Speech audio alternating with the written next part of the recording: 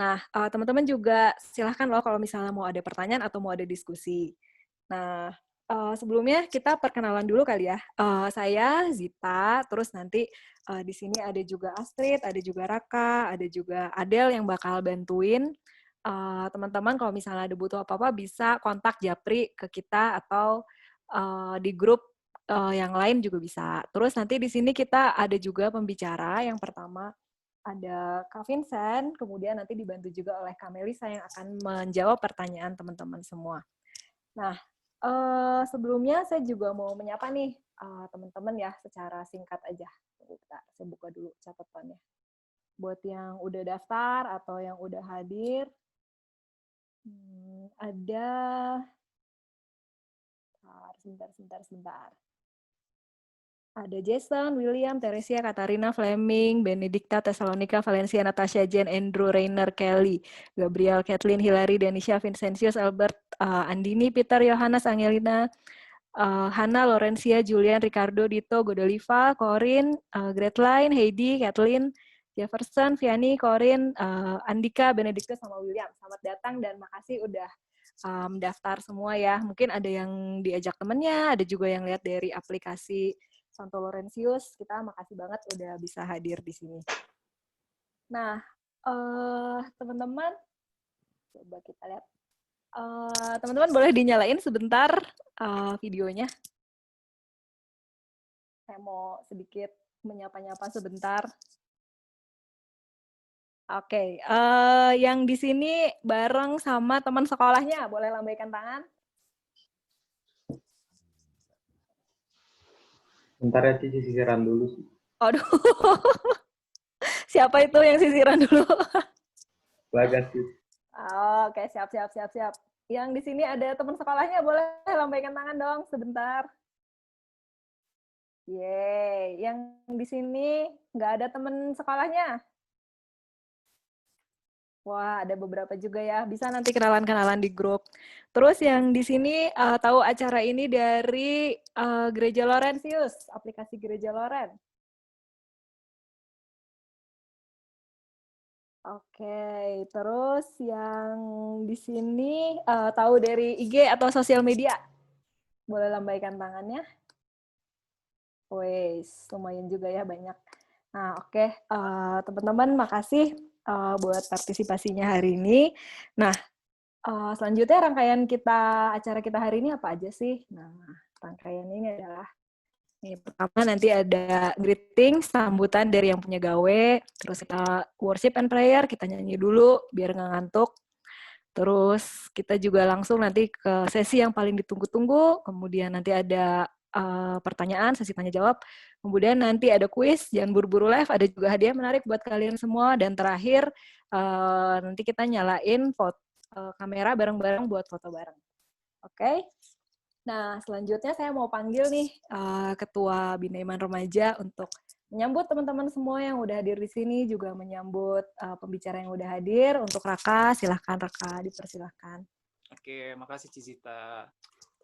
Halo teman-teman, selamat sore. Kenalin, gue Raka. Gue Ketua Binaiman Remaja di Santo Laurentius. Dan juga, halo Kak Vincent, halo Kak Melisa. Makasih udah bisa hadir. Halo Raka. Hari ini. Iya teman-teman, singkat aja sih. Mau ngejelasin, sebenarnya nah, acara kayak gini kita di Binaiman Remaja tuh biasanya kita sebutnya skill class. Nah, kenapa kita bisa sebutnya skill class? Karena tiap event skill class ini kita selalu belajar hal-hal yang baru, yang mungkin untuk beberapa orang, mungkin untuk banyak orang, teman-teman juga nggak belajar di sekolah gitu. Contohnya ya, kayak begini kadang mungkin, ya mungkin ada sekolah yang membahas, tapi ada juga yang enggak kan gitu.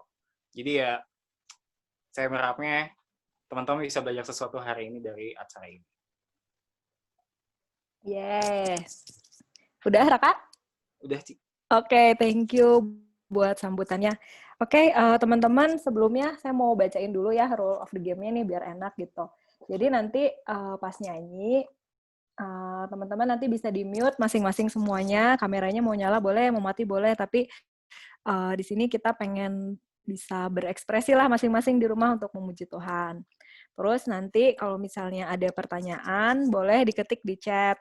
Nanti tengah-tengah acara kita akan ngecek pertanyaannya dan coba jawab. Kemudian nanti di akhir acara juga bakal dilanjutin pertanyaannya. Kemudian untuk sesi tanya jawab kita akan ngurut ya jawabnya, bisa langsung dijawab nanti dari atas. Kemudian bisa dinyalain kameranya kalau misalnya mau ngomong langsung juga ke Ko Vincent atau Cimelisa. Kemudian nanti juga jangan buru-buru live karena ada hadiah tentu aja, dan paling akhir nanti kita buka kameranya bareng-bareng. Oke, sampai sini mungkin ada yang mau tanya, udah clear kan ya sama aturan mainnya? Oke, kalau udah clear, yuk teman-teman, kita mau siapin hati kita mau nyanyikan satu lagu, judulnya Terpujilah Namamu Tuhan. Bentar, saya share dulu ya.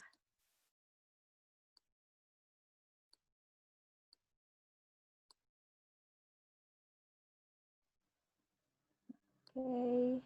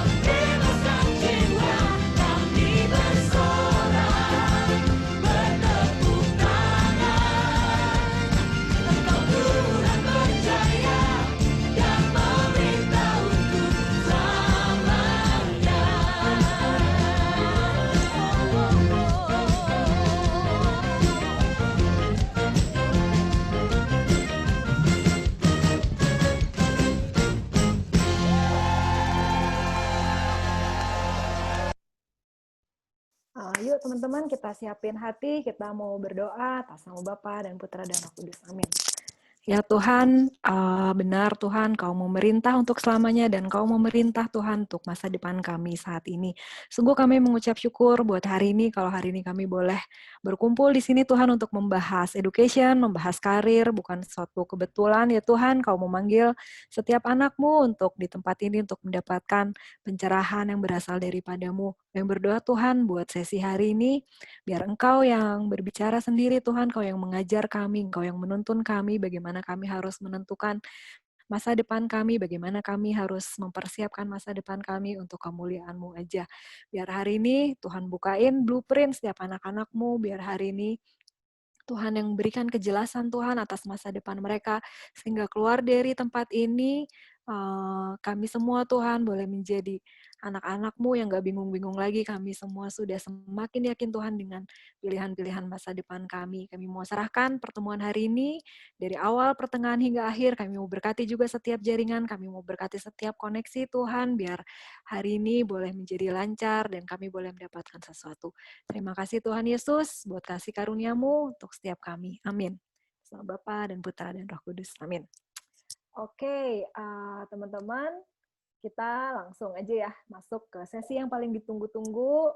Kita mau panggil Ko Vincent, kami persilahkan buat memperkenalkan diri dan boleh langsung ngobrol sama anak-anak. Silahkan Ko Vincent dan Ci Melisa. Terima kasih, Kak Sita. Oke, selamat sore semuanya. Selamat sore. Sore. Ya, perkenalkan nama saya Vincent. Saya psikolog dan juga pengajar di SMA Santo Aloysius gitu ya. Untuk saat ini memang mengajar di SMA Santo Aloysius dan juga saya buka praktek pribadi. Cuma karena memang sedang COVID, jadi mau nggak mau saya nggak praktek dulu gitu untuk pribadi. Nah, dengar-dengar dari panitia katanya ada mau memberikan materi ya tentang karir, tentang pemilihan jurusan kayak gitu ya. Kebetulan saya dihubungin untuk bantu ngasih materi. Kebetulan saya juga memang sering memberikan materi ini di sekolah gitu. Jadi kebetulan sekalian aja saya share materi-materinya, mungkin bisa membantu teman-teman adik-adik yang mungkin membutuhkan kayak gitu ya. Oke, sebelum mulai, saya mau tanya dulu di sini, boleh tahu nggak adik-adik semua pada sekolahnya di mana? Boleh di chat aja ditulis sekolahnya di mana. Oke, dan kelas berapa? Ayo di chat. Ibu Melisa bisa tolong dihitung jumlahnya.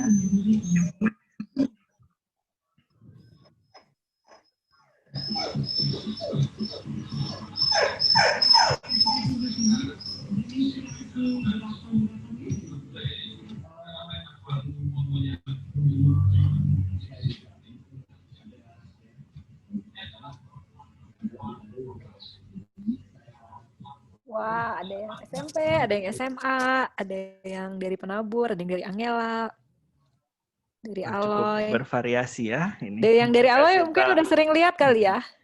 Saya di Batu Nunggal, Kak. Jadi kayaknya kemungkinan iya.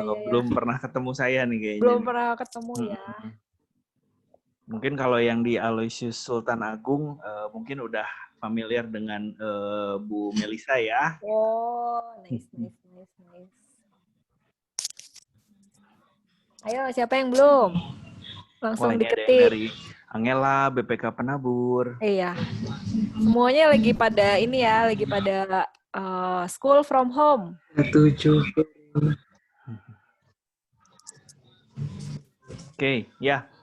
Sambil kalian ngetik, sekalian saya nanya-nanya dulu nih. Mungkin sekalian ngasih tahu informasi juga bahwa yang banyak saya berikan di sini nanti tentang pemilihan jurusan ya. Kalau untuk bekerja nanti saya akan singgung sedikit, tapi nggak akan bisa full saya singgung karena takutnya kalau disinggung itu juga bisa nggak habis-habis kalau pekerjaan ya. Tapi nanti saya jelaskan sedikit tentang pekerjaan dan bagaimana sih cara menyesuaikan antara pekerjaan dan pilihan jurusan kuliah yang akan kalian nanti tentukan. Seperti itu.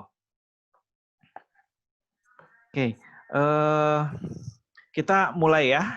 Saya akan share materinya. Sebentar. Oke, sudah masuk ke layar saya? Sudah. Sudah ya? Sudah. Oke, saya mulai ya.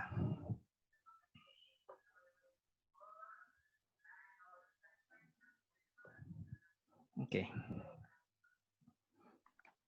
Ya, pemilihan jurusan di perguruan tinggi ya. Oke, langkah-langkah dalam menentukan jurusan ya. Yang pertama itu adalah pahami dulu bakat kalian. Kalian lebih mampu pada pelajaran eksak, hafalan, bahasa, desain, atau kalian memiliki kemampuan spesifik lain yang mungkin seperti kalau ingin jadi olahragawan, itu perlu ada kemampuan fisik yang prima, yang lebih dibandingkan orang-orang pada umumnya gitu ya. Itu untuk dari bakat ya. Nah, kemudian kalau minat, ketahui dulu minat kalian ya. Langkah yang kedua adalah ketahui minatnya. Minat itu bisa kalian lihat dari paling mudah itu kalian bisa lihat dari kemampuan kalian dari akademik ya, dari akademiknya kalian bisa lihat oh pelajaran apa nih yang misalkan kalian belajar cuma baca-baca selewat, oh nilainya udah 90, udah 100. Nah, itu biasanya kemampuan kalian lebih di bidang itu. Gitu. Jadi kalian dengan usaha yang minimalis tapi menghasilkan hasil yang maksimal, berarti itu itu bakat ya, bakat kalian di situ. Nah, kalau minat itu kalian mungkin ada juga orang yang bakatnya nggak terlalu menonjol tapi minat di situ. Misal jadi kalian berminat pada biologi misalkan ya. Bisa aja kalian tidak punya bakat di biologi, hafalannya lemah misalkan. Tapi kalian minat ketika kalian belajar biologi, kalian itu bisa berjam-jam baca materi biologi tanpa lelah gitu. Nah, itu kan minat ya. Jadi bedakan dulu minat dan bakat kalian ya. Tentukan bakat, tentukan minat. Sampai sini ya. Kemudian kalau kalian sudah tahu bakat dan minat, nah kalian juga perlu tahu kalau kalian SMA atau SMP tentunya kalian juga harus tahu pendapat orang tua karena nanti ketika kalian kuliah yang membiayai adalah orang tua ya. Apakah orang tua memiliki harapan tertentu atau keputusan tertentu pada kalian untuk masuk suatu jurusan? Akan sangat baik kalau kalian memiliki pandangan sendiri terhadap satu jurusan, sudah punya minatnya, sudah tahu bakatnya, tapi ternyata berbeda pendapat dari orang tua. Jadi kalian perlu rundingkan dengan orang tua, bicarakan baik-baik bagaimana caranya menyelaraskan antara pandangan orang tua dengan minat dan bakat kalian sendiri kayak gitu ya. Itu bisa dibicarakan nanti kalau misalkan ada kesulitan di situ, kita akan bahas satu persatu di sesi tanya jawab ya. Oke, kemudian langkah yang kedua adalah perluas pengetahuan kalian tentang jurusan yang diminati dan jurusan yang disukai. Tentukan juga cadangan jurusannya. Jadi mungkin kalian punya minat banyak nih, ya, punya minat banyak dari jurusan-jurusan tertentu. Nah, tapi kalian belum bisa memutuskan nih. Nah, kalian bisa pilih beberapa jurusan. Nah, kalian tentukan yang paling dulu, yang paling kalian sukai yang mana, kemudian yang lain bisa jadi cadangan. Kenapa? Kita harus realistis juga, harus ada cadangan. Ketika satu jurusan itu membutuhkan spesifikasi yang tinggi, terkadang kita harus lihat tadi kembali yang di atas, bakatnya ya. Kalau bakat kita mungkin tidak cocok dengan spesifikasi jurusan itu, kita harus memiliki cadangan jurusan gitu. Ya, kemudian pengetahuan tentang universitas, ya perlu diketahui bahwa setiap universitas memiliki jurusan yang berbeda-beda, kemudian memiliki keunggulan dalam jurusan yang berbeda-beda, gitu. Kemudian juga di dalam satu jurusan di satu universitas memiliki penekanan tertentu pada pada materi yang mereka tekankan gitu ya. Jadi misal ya, kalau administrasi niaga Unpar gitu ya, mungkin kalau dari judulnya administrasi niaga itu adalah perdagangan ya. Jadi mungkin kalau kita pikir, oh itu bisnis, ya memang benar ada bisnisnya, tapi penekanannya di administrasi niaga Unpar itu banyak juga tentang hukumnya gitu ya, hukum perdagangan. Jadi kalian perlu tahu juga pengetahuan tentang jurusan dan universitas tersebut yang ingin kalian masuki, ya. Kemudian pahami sejauh mana kemampuan kalian untuk memenuhi syarat yang tadi, ya. Misal kalau yang sekarang lagi banyak yang peminat tuh aktuaria ya, itu lagi banyak berhubungan dengan asuransi seperti itu ya. Nah, mungkin kalau sekilas aktuaria, oh saya suka ngitung, tapi ternyata di aktuaria itu kalian perlu memenuhi syarat. Yang pertama adalah syaratnya itu harus ngitungnya udah di atas rata-rata, kemudian harus bisa statistik, harus mantap di sana, terus juga harus kalian persyaratan harus tekun, harus ulet seperti itu ya. Nah, selain itu juga ada syarat biaya, kota, jarak, dan tuntutan lain gitu ya. Biayanya berapa? Kalau misalkan kedokteran itu biayanya tentunya besar ya. Jadi perlu kalian pertimbangkan biaya untuk masuk di kedokteran itu tidak murah. Walaupun kalian masuk ke secara jalur beasiswa atau jalur biasanya ada jalur prestasi ya, kalian mungkin tidak bayar uang pangkal, tapi tetap saja di dalamnya nanti akan menuntut biaya yang cukup besar gitu. Kemudian setelah kalian lulus, kalau kita singgung sedikit tentang pekerjaan, modal dasar untuk buka praktek di kedokteran itu tidak sedikit gitu. Jadi itu perlu kalian pertimbangkan. Kemudian kota ya, syarat yang lain adalah kota. Kalian mau masuk perguruan tingginya UI misalkan ya, kalian perlu pertimbangkan juga kemampuan tadi kembali ya, kemampuan orang tua untuk membiayai kalian cukup atau enggak. Kemudian kalian udah siap belum untuk beda kota dengan orang tua seperti itu ya. Kemudian jarak ya. Kalau untuk perguruan tinggi negeri di jarak itu kan masuk zonasi ya. Jadi perlu kalian pertimbangkan juga. Berarti semakin jauh jarak kalian dari universitas kalian, otomatis peluang kalian untuk masuk semakin sedikit. Ya, tuntutan lain termasuk yang tadi itu, yang kemampuan-kemampuan yang harus kalian miliki, terus daya juang kalian harus seperti apa, itu kemampuan-kemampuan lain ya. Kemudian pengetahuan tentang lapangan pekerjaan yang bisa menjadi pilihan setelah lulus dari universitas tersebut. Nah, ini juga lapangan pekerjaan tentunya kalian perlu tahu kenapa, karena contohnya aja ekonomi ya, ekonomi. Mungkin sebagian besar orang berpandangan kalau kita masuk jurusan ekonomi, kemudian nanti lapangan pekerjaannya ada di bank, ada di mana gitu ya. Padahal kebanyakan lapangan pekerjaan kalau kita lulusan ekonomi itu akan banyak kepada marketing kayak gitu ya. Jadi pengetahuan-pengetahuan seperti itu yang perlu kalian ketahui di pemilihan jurusan nantinya untuk membantu kalian menentukan seperti itu. Sampai di sini saya mau menanyakan dulu apakah sudah jelas atau ada yang mau ditanyakan lebih lanjut bagian mananya? Oke, boleh diketik saja dulu. Karena di bagian bawah, di bagian belakangnya nanti, kalau depannya bingung, belakangnya itu cuma sebagai spesifikasi aja. Jadi untuk menentukan jurusannya ini kalian sudah mengerti dulu belum?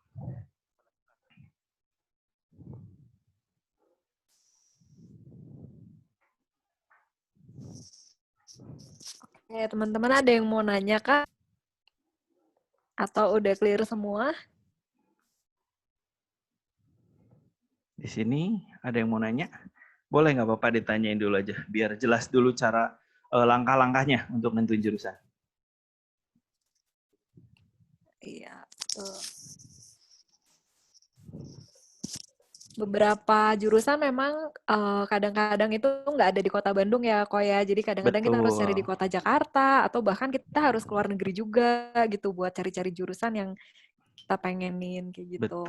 betul Kak Sinta. Oke, ada pertanyaan dari Rere. Ya, boleh, Boleh Rere boleh. mau ngetik atau mau ngomong langsung? Boleh. Halo Kak, Halo Rere.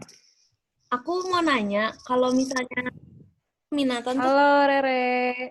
halo, kan tadi peminatan tuh kayak kita harus nyari bakat, apa yang diminati, pendapat orang tua juga. Tapi kalau misalnya, dan kalau misalnya aku nanya ke banyak orang tuh, pasti ngomongnya, kamu sukanya pelajaran apa? Sedangkan aku tuh bener-bener gak ada pelajaran yang aku sukain dan yang aku benci banget gitu. Jadi aku bener-bener gak tahu minatnya di mana. Kalau kayak gitu gimana ya? Jadi pusing Oke. sendiri nyurus Oke, ya ini pertanyaan bagus ya. Ini nyambung banget sama tadi tentang pemilihan jurusan ya. Jadi gini, seperti tadi dikatakan di atas, bakat dan minat itu perlu diketahui dulu. Sedangkan kalau berarti kalau yang tadi Rere sebutkan, nggak ada yang suka ya pelajaran ya berarti ya? Iya, nggak ada yang Nggak disukain, ada yang suka nggak ada ya? yang benci banget. Oke. Nah, berarti minatnya memang antara belum ketemu ya Rere ya. Minatnya belum ketemu yang mana yang paling suka, atau memang minatnya bukan ke akademis. Kayak gitu ya, bukan ke akademis.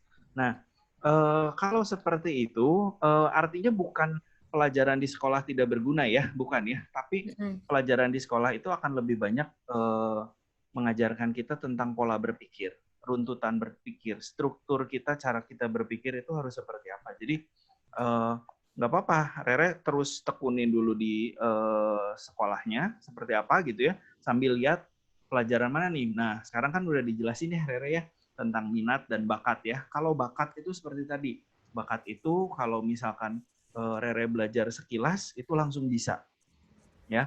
Atau belajar matematik, orang lain harus les, harus belajar berjam-jam, nilainya tetap segitu-segitu aja. Kalau misalkan Rere belajar cuma latihan soal sekali 2 kali, langsung bisa. Nah, itu berarti Rere bakat di matematik. Ya, itu bakat. Kemudian di minat, minat itu kalau Rere belajar terus-menerus, Rere nggak bosan-bosan. Gitu. Atau mungkin pelajaran susah, tapi Rere tertantang. Nah, itu minat. Ya, jadi coba Rere untuk semuanya juga ya. Kalau misalkan minat dan bakatnya belum tahu, coba coba dipekakan ke dalam diri sendiri. Saya kira-kira bakatnya kemana dulu nih? Pertama bakat dulu, karena kalau dari bakat, walaupun tidak suka pelajaran apapun kan bisa ya ngelihat ya. Kira-kira saya belajar matematik atau fisika atau biologinya cepat kayak gitu, atau logikanya cepat nyambungnya gitu ya untuk semua. Dan Rere, kebayang nggak Rere? Masih belum ada bayangan sih. Ya, jadi pokoknya harus cari dulu untuk minatnya. Kalau memang tidak ada minatnya ya, kalau minatnya tidak ada, Rere bisa pilih berdasarkan bakat yang tadi saya bilang. Bakatnya jadi cepat belajarnya di mana? Di pelajaran matematika, di pelajaran hafalankah, atau mungkin desain, menggambarnya bagus, punya taste selera desain yang bagus gitu ya. Itu bakat. Kayak gitu. Jadi kalau minatnya belum ketahuan nggak apa-apa. Kita bisa lihat dari bakat. Kayak gitu. Rere udah tahu bakatnya kemana? Sejujurnya tidak tahu juga. Tidak tahu juga ya. Nah, berarti Rere harus cari dulu. Itu harus cari dulu kira-kira kemana. Suka gambar Rere? Enggak suka banget sama desain-desain gitu kan. Nah, nggak suka banget ya. Nah, berarti harus dicari dulu kira-kira satu-satu dibedah nih. Rere arahnya kemana nih, sukanya kemana gitu ya. Nah, kalau memang lebih gampang cara mudahnya gitu ya, tes minat bakat, istilahnya meminta untuk psikolog gitu ya untuk menentukan saya arahnya kemana. Tapi itu pun kadang-kadang sering saya lihat ada konflik gitu ya, jadinya dikasihnya hasil seperti ini, tapi saya nggak merasa seperti ini kok. Kadang-kadang ada. Tetap akhir-akhirnya tes minat bakat oleh psikolog itu dijadikan saran, bukan sebagai acuan bahwa Rere harus memilih itu, gitu ya. Oke, sampai sini. Nanti mungkin jawabannya ada di belakang. Nanti kita akan coba lagi. Oke, Nah, kasih. ya. Oke, Kak Vincent, ada satu pertanyaan lagi mungkin ya, ini dari Lili Oke. di sini. Kak, ada nggak sih semacam tes untuk tahu minatnya tuh di mana gitu? Oke ya, Kira-kira tes Lili. online yang gratisan, utamanya gratis sih gitu. Oke ya. Untuk Lili tadi saya sempat nyinggung juga tentang tes minat bakat psikolog ya. Mungkin di online juga suka ada lah ya tes yang kecil-kecilan yang untuk mengetahui minatnya di mana, bakatnya di mana. Tapi kalau untuk tes online itu tesnya tidak apa ya istilahnya belum teruji dengan baik. Jadinya untuk tes online itu kalau memang cocok diikuti nggak apa-apa. Tapi kalau memang terasa hasilnya sangat berbeda, lebih baik jangan. Jadi akan lebih baik memang tes ke psikolog. Nanti dari psikolognya sendiri akan memberitahu butuhnya tesnya seperti apa aja. Mau tahu sampai sejauh apa bisa nanti akan adalah spesifikasinya dari psikolognya, misalkan sampai ke kepribadian atau cuma sampai minat bakat seperti itu. Ah ya benar sekali tadi. Jadi mungkin sekedar sharing Ko Vincent. Jadi saya tuh Ya. juga pernah tes 16 personality tuh. Nah, tapi terakhir-terakhir saya tuh nyoba 2 kali, 3 kali kok kayaknya nggak pas gitu. Akhirnya saya nyoba yang keempat kali, akhirnya saya baru tahu, oh ternyata kayaknya saya lebih cocoknya di sini. Nah itu lumayan juga bisa dijadikan panduan, oh ternyata saya punya kekuatan kalau misalnya melihat data itu cepat menarik kesimpulan atau apa dari 16 personality. Nah nanti teman-teman mungkin bisa juga dicoba tadi saran dari Ko Vincent, coba alat-alat tes yang ada di internet, kalau misalnya cocok bisa dilanjutkan, kalau nggak cocok nanti bisa diskusi lebih lanjut dengan Ko Vincent, bisa ya? Bisa. Oke, sip. Nah, ini kira-kira tahu tempatnya nggak Kak? Atau kontaknya di mana yang nggak online gitu? Oke, Sekalian. nanti itu untuk terakhir ya Kak ya, Kak Zita ya. Jadi Oh, oke. untuk Rere, jadi nanti pasti dikasih tahu lah kalau misalkan mau info tentang tempatnya di mana atau psikolog siapa, nanti bisa saya share untuk Oke, nanti kontak-kontak. biar disiapkan dulu oleh Kak Melisa mungkin ya, nanti di akhir acara bisa Tuh. di-share. Oke, Kak Vincent kayaknya kita bisa lanjut ya teman-teman Oke, ke materi berikutnya. sip. Saya lanjut ya. Langkah-langkahnya tadi seperti itu ya, kenali dulu bakat, minat, kemudian pendapat orang tua ya. Nah, sekarang saya mau menjelaskan sedikit pengetahuan tentang IPA atau IPS dan beberapa jurusan yang mungkin bisa jadi pilihan buat kalian ya. Oke, ini ada natural science itu IPA, social science itu IPS ya. Mungkin yang kalau kelas 9 yang pertama kali ditentukan adalah IPA IPS dulu ya. Kebetulan kalau di Indonesia umumnya di Indonesia lebih banyak ke IPA IPS ya. Mungkin kalau ada yang kelas 9 mau ke luar negeri, di luar negeri itu ada SMK-nya cukup berkembang ya. SMK tuh kayak semacam sekolah kejuruan ya. Jadi kalau sekolah kejuruan itu langsung praktek yang berhubungan dengan nanti pekerjaannya apa gitu ya. Kalau di luar negeri itu cukup berkembang, kalau di Indonesia memang pada umumnya anak-anak akan ngambilnya IPA atau IPS. Seperti itu ya. Tinggal kalau anak kelas 9 mau sekolah di mana, seperti itu. Nah, dari IPA itu dibagi dua lagi. Jadi pure science ya, pure science ini belajar tentang keilmuannya secara teoritis ya, lebih banyak teoritis. Nah, ada yang teknologi. Teknologi itu biasanya applied science, kita bilangnya applied science. Itu pengembangan menciptakan alat-alat seperti itu ya, baik di fisika, biologi, kimia seperti itu. Nah, kita lihat di pure science tentunya ada matematik, biologi, physics, chemistry, sama computer science. Tentunya yang sekarang kalau kalian tahu computer science lagi sangat berkembang pesat gitu ya.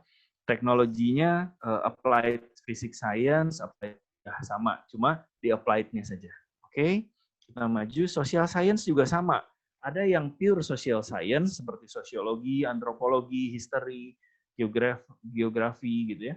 Kemudian applied social science-nya itu economic, law, psychology, communication yang seperti itu ya. Itu applied science ya. Jadi kalau applied science itu biasanya yang sosial itu akan terjun langsung di lapangan ya, berhubungan langsung ke bidang-bidang perusahaan, ke hukum seperti itu ya, itu applied-nya.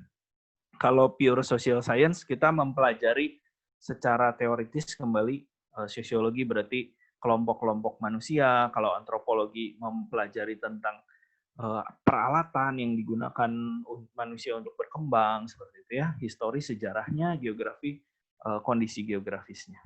Oke. Kemudian ada seni ya, seni murni dibagi seni juga dibagi dua, seni murni dan desain. Kalau seni murni itu biasanya yang zaman dulu tuh berkembang ya, memahat, mematung, melukis, seni tari, tapi seni tarinya lebih ke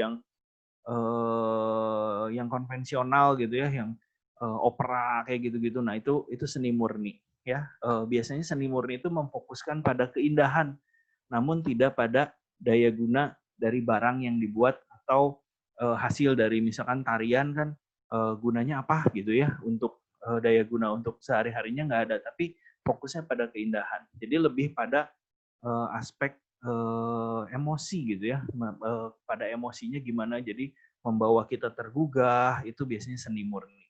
Kemudian kalau desain itu ada di DKV, desain komunikasi visual, grafis, multimedia, animasi ya. Ini lagi berkembang terutama biasanya kalau di perusahaan untuk iklan ya. Untuk iklan atau perusahaan-perusahaan yang bergerak di bidang biasanya event organizer kayak gitu ya. Jadi atau mungkin kayak perusahaan-perusahaan seperti Tokopedia yang gitu. Maaf nyebutin nama ya, bukan iklan tapi yang seperti itulah. Itu lagi sangat butuh desain yang DKV, grafis, multimedia, animasi seperti itu. Jadi bukan seni murni. Oke. Sastra ya. Kalau sastra sebenarnya sastra itu dibagi lagi, ada bahasa, ada sastra. Tapi biasanya kalau bahasa itu paling tinggi itu di D3 untuk kuliahnya di D3. Jadi dia hanya mempelajari bahasa sampai sebatas kita mampu berkomunikasi dengan baik, kita mampu menulis dengan baik dalam bahasa tersebut. Misalkan ada Mandarin, Indonesia, Jerman, Inggris, Jepang, dan lain-lainnya. Kalau sastra, kita fokusnya lebih pada seninya. Sastra itu kayak membuat novel, terus buat seni tari dari budayanya ya, budayanya mungkin di China, mungkin budaya Jerman, budaya Eropa seperti itu. Jadi kalau sastra tuh lebih ke arah budayanya seperti itu ya. Kalau bahasa benar-benar cuma sampai kita mampu memahami secara verbal dan tertulis kayak gitu. Oke, lanjut. Nah, saya mau jelasin karena di sini untuk yang applied nature science itu kan banyak sekali ya. Jadi saya ini contohkan sedikit aja. Untuk yang applied matematik, contohnya ada statistik, aktuaria, informatik engineering, computer science. Jadi kalau komputer itu biasanya saya masukkan juga ke matematik ya. Kenapa? Karena kebanyakan kalau yang untuk IT, untuk yang teknologi informasi dan untuk komputer itu membutuhkan coding. Coding itu matematiknya harus kuat. Jadi saya masukin ke matematik kayak gitu. Kemudian ada kimia ya, applied chemistry. Itu ada farmasi, chemical engineering, biochemistry. Oh, sekarang udah banyak banget ya cabang-cabang jurusannya. Kalau di Indonesia mungkin sebatas yang saya tulis di sini. Ada metalurgi. Metalurgi itu tentang metal ya, ilmu tentang metal. Jadi kayak bagaimana caranya membuat baja yang zaman sekarang kan udah maju. Jadi jenis-jenis baja juga ada banyak gitu ya. Jadi itu ke sana. Juga belajar tentang mineral di metalurgi, mineral-mineral kekayaan alam yang bisa digunakan untuk membuat sesuatu bahan yang kuat gitu ya. Oke, terus applied fisik ya. Ini fisika. Banyak sekali ini juga ya. Ada yang electrical engineering ya, teknik elektro, industrial and engineering, mechanical engineering itu teknik mesin, sipil juga harus smartnya harus kuat ya, selain fisikanya kuat. Kemudian teknik mesin ini keulang 2 kali. Quantum mekanik, nah gitu. Kalau di luar negeri ini cabangnya banyak sekali. Ada nanoteknologi gitu ya.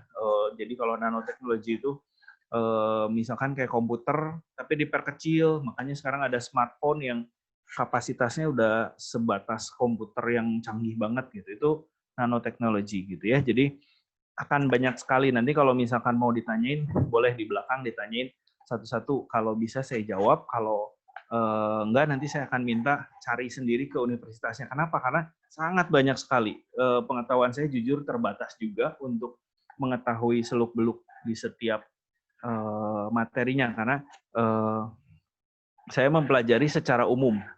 Tapi kalau secara mendalamnya tentunya kalian harus masuk ke dalam universitasnya tersebut ya.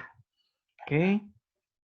Applied biology ya. Jadi ini ada jelas ada kedokteran, terus ada nutritionist ya, ahli gizi, kemudian ada biomedik, ada biotek, ada neuroscience. Kalau di Eropa sekarang neuroscience itu lagi berkembang. Jadi syaraf ya, berhubungan dengan syaraf. Jadi sekarang mempelajari syaraf ternyata dan otak ya.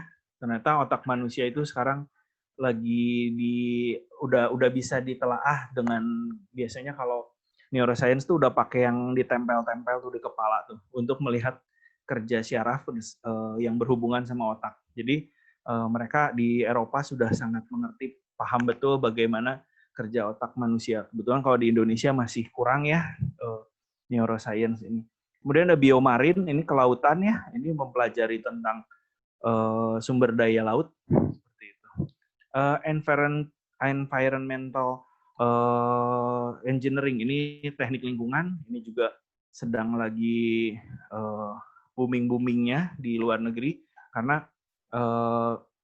kalau baca berita beberapa tahun lalu, ternyata di dunia ini untuk mencapai pemanasan global itu tinggal sekitar 10 tahun lagi. Ya, jadi teknik lingkungan itu sekarang lagi khususnya untuk pabrik-pabrik, kalau di Eropa dan Amerika dan China ya, itu lagi sangat-sangat diketatkan untuk ramah lingkungan seperti itu, dan butuh orang-orang yang ahli dalam bidang itu. Kemudian multimedia ya, multimedia juga sekarang khususnya untuk belajar, udah bukan cuma untuk sesuatu yang hura-hura ya, yang menyenangkan. Multimedia sekarang udah buat belajar, jadi fokusnya seluruh dunia udah pakai multimedia untuk pembelajaran. Tapi perlu diketahui, kalau kalian sekarang struggle untuk di sekolah, jangan berkecil hati, karena sekarang di seluruh dunia juga sedang struggle. Jadi sedang berjuang gimana caranya menemukan cara yang terbaik untuk belajar secara jarak jauh. Jadi nggak cuma di Indonesia, tapi di seluruh dunia. Jadi tenang aja. Kemudian apa aja sih di multimedia? Ada sinematografi, ada sistem informasi, software engineering, ada teknik multimedia digital, game animasi, dan lain-lain ya. Sekarang banyak sekali yang bisa, dan pekerjaannya juga sangat banyak gitu, sangat macam-macam. IPS ya, untuk IPS, untuk social science itu ada pendidikan, hospitality, psychology, sosial politik, ekonomi, komunikasi, dan sebenarnya ini banyak. Cuma memang di Indonesia kebanyakan yang di tujuan utamanya tuh yang ini gitu, yang kalau untuk social science-nya.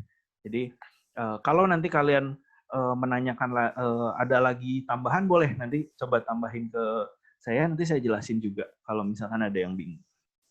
Oke, untuk pendidikan di Indonesia kurang laku gitu ya, karena mungkin kalau pendidikan orang ngomong gajinya kecil, dan kalau kalian misalkan ngomong sama orang tua, Pak, Mah, saya mau jadi guru, mungkin ngapain jadi guru? Kadang-kadang suka seperti itu. Tapi ya, kalau memang kalian minatnya besar jadi guru, nggak apa-apa ya. Jadi ada banyak guru tuh bisa bidangnya macam-macam, bisa fisika, kimia, segala macam, biologi juga ada gitu ya. Ini bidang pendidikan. Oke, nah jenis-jenis perguruan tinggi di Indonesia ya. Nanti kalau untuk yang luar negeri mungkin beda lagi, boleh aja ditanyakan. Tapi saya kasih gambaran yang di Indonesia dulu. Yang pertama ada universitas, sekolah tinggi, institut, politeknik, dan akademi. Bedanya apa sih? Kalau universitas itu biasanya akan lebih fokus pada teori-teori dibanding praktek ya. Jadi universitas itu kan ujung-ujungnya kan kebanyakan lulusannya S1 ya.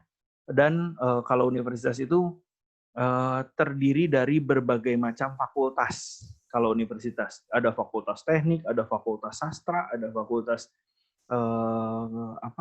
macam-macam ya. Jadi kalau universitas udah campur gitu fakultasnya. Nah kalau sekolah tinggi biasanya pengaplikasian teori dan biasanya cuma ada 1 atau 2 fakultas di situ. Mungkin kalau yang sekolah tinggi ekonomi ya udah berhubungan dengan fakultas ekonomi aja gitu. Jadi nggak akan banyak kalau sekolah tinggi. Dan banyaknya ke pengaplikasian teori. Jadi langsung untuk praktek gitu. Institut juga sama, agak mirip sama sekolah tinggi, cuma kalau institut biasanya sekelompok fakultas. Jadi institut, misalkan Institut Teknologi Bandung gitu, ITB, institut berarti sekelompok fakultas yang berhubungan dengan teknik kan, teknologi gitu ya. Jadi makanya institut dibilangnya. Politeknik juga mirip dengan institut ya. Oke, kemudian akademi. Kalau politeknik biasanya ujungnya di D3. Bedanya itu biasanya. Akademi juga di D3. Kemudian kalau politeknik diarahkan pada kesiapan kerja pada bidang tertentu. Oke, akademi juga sama. Kayak akademi keperawatan, akademi perhotelan kayak gitu. Tapi ujung-ujungnya cuma D3. Oke. Nah, tuntutan di perguruan tinggi ya. Tuntutan di perguruan tinggi itu tadi kemarin juga saya baca beberapa dari kuesioner yang sudah diedarkan. Apa sih tuntutannya? Ada yang bertanya juga tentang harus seperti apa di perguruan tinggi. Yang pertama adalah kemandirian ya. Kalau di perguruan tinggi itu nggak ada yang ngingetin jadwal. Dosen juga kebanyakan pasif ya. Dosen itu kebanyakan akan diem aja. Nanti tinggal lihat aja nilainya jelek, paling dipanggil atau dikasih surat atau diingatkan secara, nanti kalau udah di belakang gitu. Jadi secara prosesnya dosen nggak terlalu peduli dengan itu. Jadi kemandirian kalian. Kemudian ketekunan ya, ketekunan ini kalau kalian kuliah nanti belajar bukunya itu tebal-tebal, nggak kayak buku di SMA. Buku SMA tuh cuma satu bab, mungkin satu IPA, cuma ya segitulah gitu ya. Nah tapi kalau nanti kalian di kuliah yang diajarkan dosen itu cuma beberapa bab, sedangkan bukunya itu mungkin bisa berapa senti gitu ya, Kasita ya, mungkin Kasita juga tahu. Jadi apalagi kedokteran ya, makanya tadi kalau di atas dibilang bakatnya juga harus dilihat. Kalau misalkan hafalannya nggak kuat, hati-hati untuk kedokteran.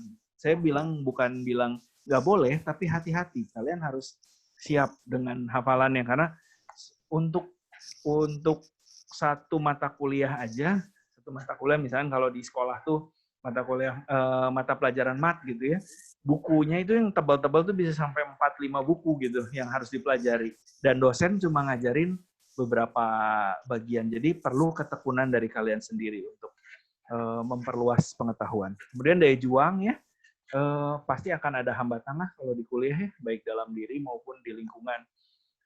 Dari pertemanan juga nanti akan ada permasalahan, karena kalau di sekolah mah kan kalian diusahakan untuk selalu kompak, selalu akan ada kerja kelompok seperti itu. Nah, sedangkan kalau di kuliah mungkin nanti akan ada masalah emosi dengan teman yang akan ganggu juga ke pelajaran, atau mungkin dosen yang ngasih tugasnya kadang mungkin kalau menurut kalian nanti nggak masuk akal kayak gitu ya. Jadi daya juang kalian perlu ditingkatkan, jangan menyerah. Kemudian disiplin ya, disiplin apalagi untuk kuliah online sekarang ya, untuk tahun depan juga ini pengetahuan buat kalian. Untuk tahun depan belum tentu, walaupun COVID-nya sudah beres di universitas, belum tentu kalian bisa langsung masuk tatap muka.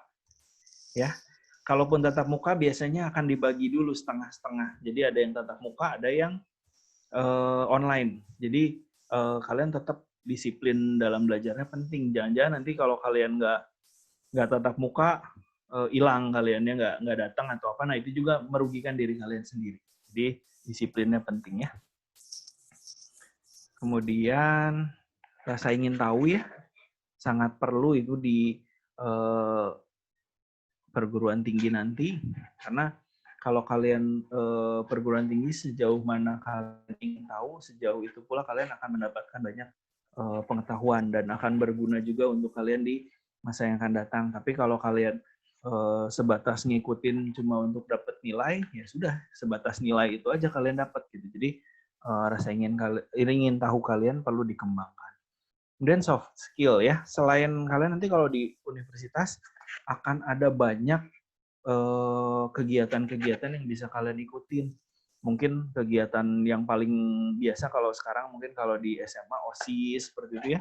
Nanti di universitas juga ada yang seperti itu dan lebih banyak kemandiriannya untuk membuat event-event kayak gitu ya, itu penting juga. Nah, di dalam kegiatan itu kalian membutuhkan komunikasi, keterampilan berelasi, kepemimpinan, dan jangan salah kalau kalian mengejar kegiatan-kegiatan itu nantinya akan berguna kalau kalian mau kerja.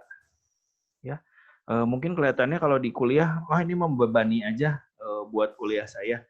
Tapi itu akan terbayarnya ketika kalian mau kerja. Kalau mau kerja nggak terlalu jauh dengan kalau kegiatan kalian nanti kerja setelah lulus gitu ya. Soft skill ini akan kepake di situ.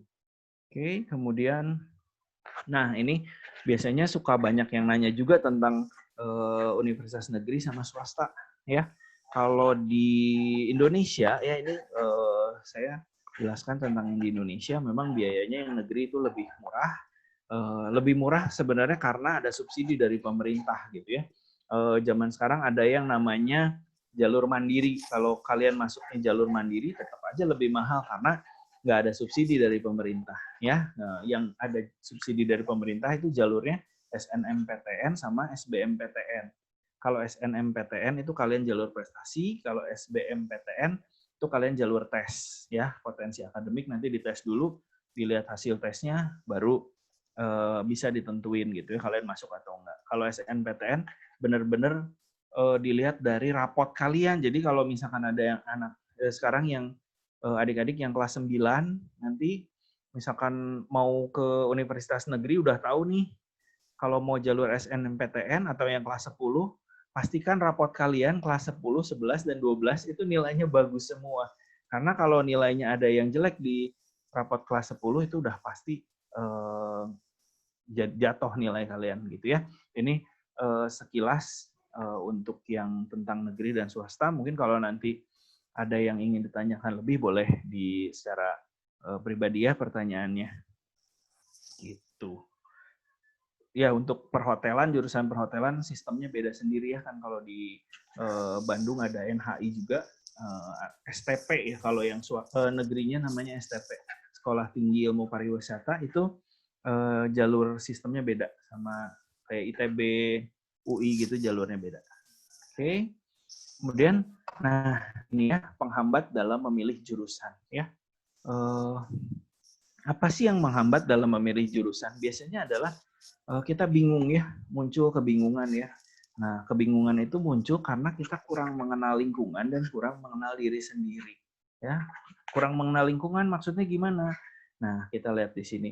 Kita tidak punya informasi tentang jurusan ataupun universitas ataupun mungkin juga pendapat orang tua gitu ya, atau mungkin kita juga tidak mengerti situasi pekerjaan di luar kayak gitu ya. Nah, kita bagaimana caranya? Caranya adalah mencari informasi tentang jurusan. Kan sekarang udah gampang ya, bisa browsing di internet, bisa setiap universitas udah punya web sekarang. Nah, kalian bisa tinggal, misalkan nggak usah yang deket, kayak misalkan UI, ITB itu gampang, kalian tinggal datang ke universitasnya. Bahkan yang di luar negeri, mau di Amerika, mau di Jepang, mau di Jerman pun, sekarang tinggal lihat webnya. Kalau mau masuk sana gimana caranya, tinggal search di webnya. Nanti di webnya akan dijelaskan bagaimana. Kalau misalkan kalian bingung, lihat webnya juga nggak ngerti, di bawahnya ada kontak person. Jadi kalian tinggal cek di kontak personnya. Jadi di zaman sekarang sangat sangat-sangat dimudahkan untuk mendapatkan informasi tentang universitas, tentang jurusan, dan macam-macamnya. Oke, tadi kemarin juga ada yang menanyakan tentang tidak bisa memutuskan antara 2 atau lebih pilihan jurusan yang sama-sama disukai. Setiap pilihan pasti memiliki hal yang positif dan negatif. Sangat baik untuk mendengarkan masukan orang lain ya, kalau lagi bimbang gitu ya. Kadang-kadang kita juga bisa nanyain, dulu saya waktu SMA kayak gitu. Caranya adalah menanyakan ke guru saya. Waktu dulu guru sosiologi kalau nggak salah. Saya dulu masuknya ke IPS, saya nanya ke guru sosiologi, Pak, kalau saya bagusnya masuk apa ya? Gitu. Gurunya balik lagi nanya ke saya, kamu mau masuk, kamu udah tahu belum kemampuan kamu apa? Kamu mau masuk kemana kira-kira gambarannya? Terus saya jabarin lah, saya mau masuk psikologi, hukum, sama ekonomi gitu ya. Nah, guru saya bilang, kayaknya kamu cocok masuk psikologi. Nah, itu kan saya dapat insight di situ. Oh, saya ternyata dilihat dari orang lain cocok untuk masuk psikologi. Bukan artinya 100% harus diikuti, tapi minimal itu bisa menjadi saran ketika kita sangat kebingungan. Ya, sangat bagus juga dengan orang tua, karena orang tua kan udah mengerti banget diri kita ya. Terus perbedaan pendapat antara kalian dengan orang tua. Nah, ini yang biasanya agak susah nih, nyari jalan keluarnya. Tapi bukan artinya nggak ada jalan keluar. Pasti ada ya, tapi harus dibicarakan baik-baik. Biasanya kadang-kadang, contohnya ya, yang sering saya temuin di praktek saya adalah orang tua pengen ke kedokteran misalkan. Anaknya pengen desain, pengen yang sangat jauh dari kedokteran lah ya, pengen bisa ke DKV kayak gitu. Nah, biasanya pertama, seberapa besar sih minat kalian dan seberapa besar sih bakat kalian di desain itu, misalkan kalian jauh ya desain sama kedokteran. Seberapa besar bakat kalian di situ? Ya, kalau bisa kalian menunjukkan bakat kalian, tunjukkan pada orang tua. Misalkan kalian membuat sesuatu dari sesuatu yang berhubungan dengan DKV, tunjukkan pada orang tua, Pak, Mah, ini kemampuan saya di sini loh, gitu. Kalau memang itu juga nggak bisa atau sudah mentok, mau nggak mau kalian boleh ikuti orang tua. Tapi bukan berarti kalian tidak bisa tidak bisa mempelajari yang kalian inginkan gitu. Sambil kalian kedokteran, kalian juga bisa ngambil belajar yang lain gitu. Walaupun nanti nggak dapat istilahnya ijazah dalam bentuk DKV kayak gitu ya. Nah, tapi ada baiknya mengikuti orang tua, karena pertama yang membiayai adalah orang tua. Bayangkan kalau misalkan kedokteran dan DKV kan, padahal orang tua sudah siapin uang nih banyak-banyak buat kalian masuk kedokteran. Kalian juga harus pertimbangkan itu, bahwa orang tua rela berkorban buat kalian untuk membiayai kalian, seperti itu ya. Nanti kalau misalkan ada yang bingung, masih tetap bingung di sini, boleh secara pribadi lah, mungkin caranya beda-beda ya kalau ini. Kemudian berbeda kemampuan dengan minat ya. Kalau untuk berbeda kemampuan dengan minat, perlu dipastikan apakah benar masalah kemampuan atau kepercayaan diri ya.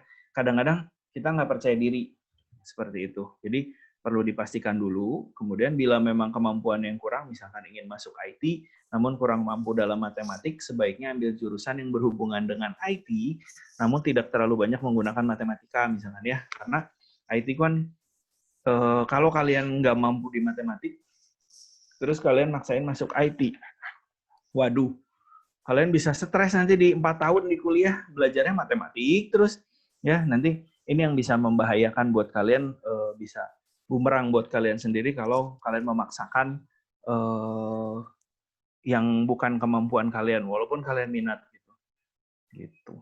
Kemudian takut gagal atau tidak percaya diri ya, yang tadi kalau memang tidak percaya diri, setiap keputusan itu pasti ada resikonya.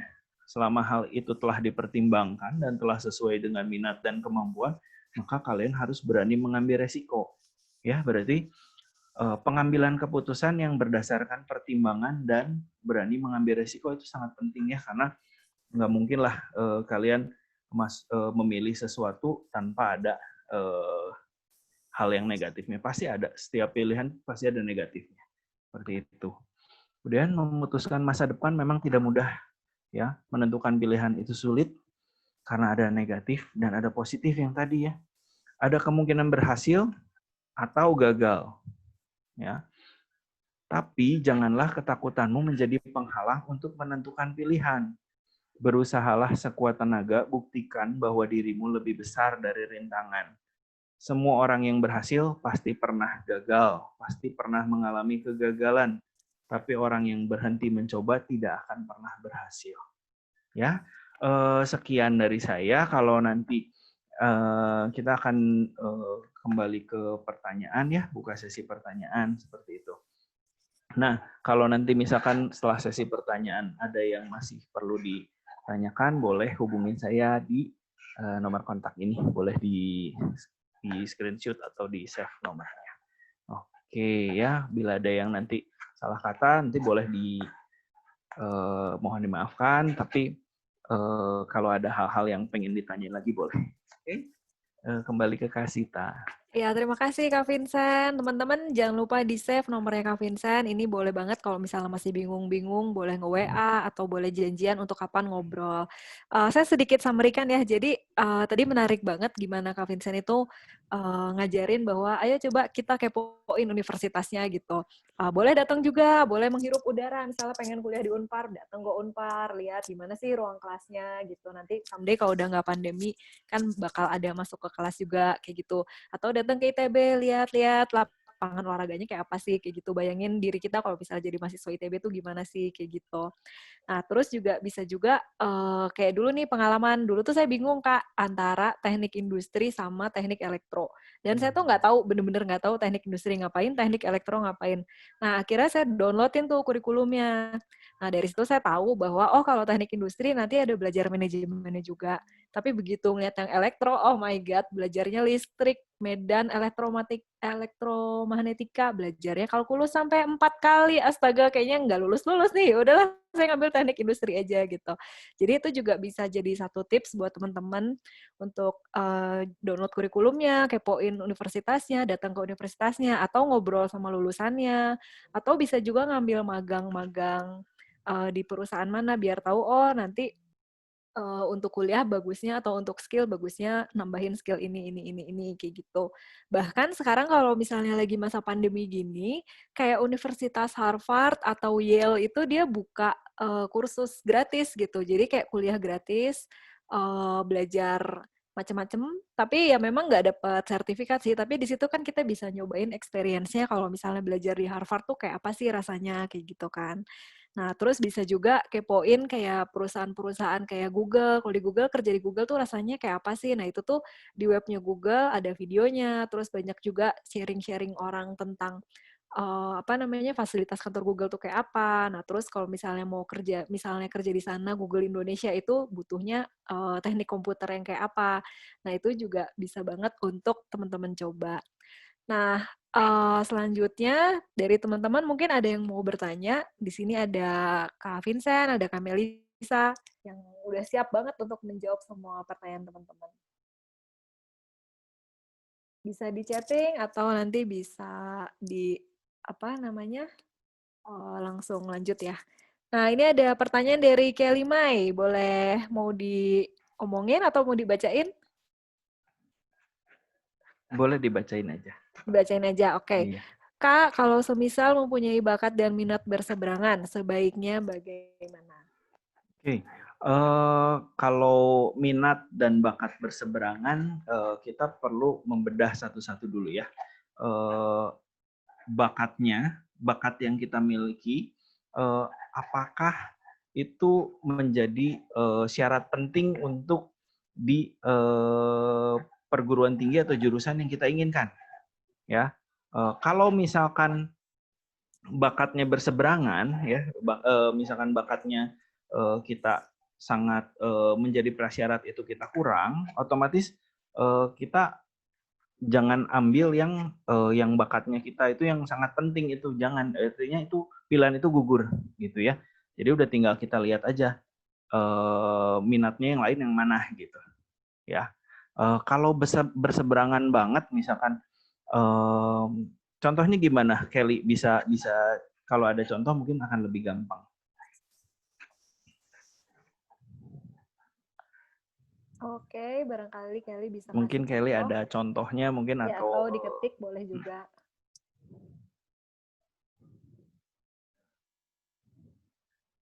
Oke, sambil nunggu Kelly, mungkin teman-teman ada lagi yang mau bertanya, mumpung ada ahlinya nih di sini. Nah, ini ada lagi lanjutan, kalau bakat lebih ke DKV, tapi minatnya ke psikologi. Oke. Ya, saya jawab yang Kelly dulu ya. Ini ada William sama William ya. Kalau bakatnya lebih ke DKV misalkan, tapi minatnya ke psikologi ya. Apakah di psikologinya nggak bakat? Gitu. Pertanyaannya itu dulu. Ya, kalau memang di psikologinya juga Kelly punya bakat, bakatnya biasa kalau di psikologi itu kemampuan ingin mendengarkan, kemudian juga harus ada mungkin kalau di psikologi itu banyak hafalan ya, jadi senang baca buku itu juga salah satu yang penting untuk ke psikologi. Kalau memang misalkan bakatnya ada di psikologi, lebih baik pilih yang minat ya, jangan pilih yang bakat gitu. Nanti si DKV-nya bisa sambil Kelly ngambil psikologi sambil ngembangin DKV juga boleh buat hobi seperti itu ya, gitu. Terjawab nggak Kelly? Ya, kalau di psikologinya ada bakatnya, nggak apa-apa di psikologi. Oh ya, satu lagi. Kalau psikologi nanti akan ada psikotesnya, Kelly.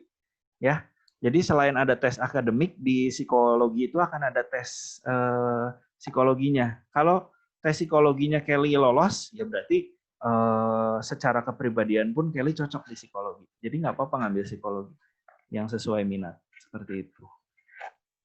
Ya, bener banget Kak Vincent. Jadi saya tuh juga ada sepupu nih gitu. Jadi dia tuh pengen masuk jurusan masak atau lebih baik itu ditekunin aja sebagai hobi. Jadi nanti ngambil kursus-kursus aja masaknya, tapi dia kuliah yang lain, misalnya manajemen untuk restoran atau apa kayak gitu. Nah, sekarang ada pertanyaan lagi dari Catherine Melisa. Ya, silakan Catherine. Ini mau sharing aja sih yang dialamin Kelly tadi sama kayak saya ya waktu sekolah nih. Jadi dulu tuh emang seneng gambar, crafting, pokoknya lebih ke desain lah gitu. Sebelumnya udah mantep banget lah pengen masuk itu desain, tapi dapat wangsit, dapat pencerahan di akhir-akhir SMA itu pengen psikologi gitu. Di psikotes sebenarnya tes minat itu lebih cenderung ke DKV. Pas konsultasi sama guru BK juga lebih ke DKV. Cuman karena dulu pengen jadi guru BK ya, makanya saya cenderung ke psikologi. Nah, pemikirannya itu kalau DKV bisa dipelajarin sambil ngambil psikologi gitu. Soalnya kalau psikologi ingin jadi psikolog misalnya, kan butuh gelar gitu ya. Sedangkan kalau DKV desain, mungkin kalau skill kita memadai nggak butuh gelar juga bisa gitu. Jadi kalau saya sih ada pertimbangan, kalau psikologi itu butuh gelar secara profesional gitu. Jadi memilih yang desainnya yang jadi sampingan seperti itu. Tapi nggak ditinggalin gitu, tetap bisa. Gitu sih kalau tadi antara DKV dan psikologi ya. Yes, bagus banget sharingnya. Makasih Catherine Melisa. Dan yang itu tadi udah kita bahas, kayak banyak hobi yang bisa kita jadiin hobi, kayak misalnya musik, atau memasak, atau misalnya juga tadi desain. Karena kita nggak tahu ya, kayak misalnya zaman COVID ini, ternyata banyak orang yang tadinya kerja di perusahaan, tiba-tiba dia harus bikin bakery, atau tiba-tiba dia harus nerima jasa gambar-gambar. Jadi sebenarnya bagus banget buat punya berbagai macam keahlian kayak gitu. Bukan begitu Kak Vincent? Mau nambahin barangkali? Betul sekali Kak Zita. Jadi memang kadang-kadang memang gini, oh ya tadi saya sempat kalau ngomongin itu Kak Zita tadi nyambung ke pekerjaan ya kayaknya. Kalau pekerjaan itu gini, pekerjaan itu kan tujuan utamanya adalah mencari penghasilan ya. Mencari penghasilan. Jadi, kalaupun nanti jurusan kuliahnya berbeda dari pekerjaan yang diinginkan. Tapi selama kita mempunyai peluang dan kita melakukan pekerjaan yang halal dan pekerjaan yang memang tidak membebani kita, kenapa enggak? Why not gitu kita ambil? Karena kalau namanya pekerjaan, tujuannya adalah mencari penghasilan. Apalagi dari COVID seperti ini, ya kita harus bisa bergerak cepat untuk mencari sesuatu yang bisa menambah penghasilan kita. Seperti itu ya. Kira-kira. Oh, oke Kak, ini ada pertanyaan lagi dari Natasha Jen. Kak, mau nanya, buat prospek kerja akuntansi itu gimana ya? Prospek kerja akuntansi, oke. Akuntansi itu sebenarnya nggak akan mati gitu ya, nggak akan mati karena kalau akuntansi itu kerjanya di balik layar ya. Tapi perlu diketahui bahwa kalau akuntansi itu ketika kita lulus dari sarjana akuntansi, kita perlu bersaing dengan banyak akuntan-akuntan yang lain, gitu ya. Dan kebanyakan perusahaan akan cari akuntan yang sudah punya certified, biasanya di audit, ya. Nah, tapi kalau kita lulus sebagai sarjana akuntansi, kita perlu berjuang untuk bersaing dengan yang lain, terutama dengan nilai ya. Nilai kita harus tinggi pertamanya. Kemudian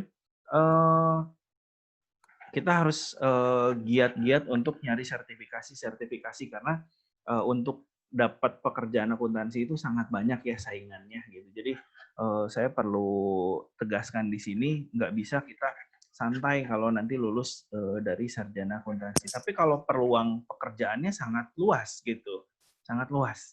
Terutama kalau udah masuk pemerintahan ya, itu sangat enak lah gitu. Kemudian kalau kita udah istilahnya kalau kita udah certified dalam audit, biasanya kalau kita udah punya sertifikat sebagai auditor, kita bisa istilahnya buka perusahaan pribadi atau kita kerjasama dengan perusahaan yang udah maju, itu sekali mengaudit perusahaan itu kita bayarannya besar sekali. Jadi kalau pekerjaan tenang aja ya, untuk akuntansi sangat terbuka. Ya, betul. Jadi industri keuangan itu nggak ada matinya ya. Selama masih ada uang di dunia ini, pasti orang-orang yang ngurusin uang itu pasti kepake terus. Dan perusahaan itu pasti juga butuh akuntan terus buat nyatetin semua pengeluaran perusahaan. Kak, ini sorry, kita balik lagi ke atas. Ya, ada yang terlewat ternyata dari William Aditya. Ada pertanyaan. Kalau misalnya dulu saya sempat berminat ke psikologi, sering nonton video psikologi di internet, tapi lama-lama bosen, akhirnya ganti ke yang lain, dan sama juga. Nah, itu ada saran mungkin? Oke, gini. William, ini pertanyaannya juga bagus ini. William, gini.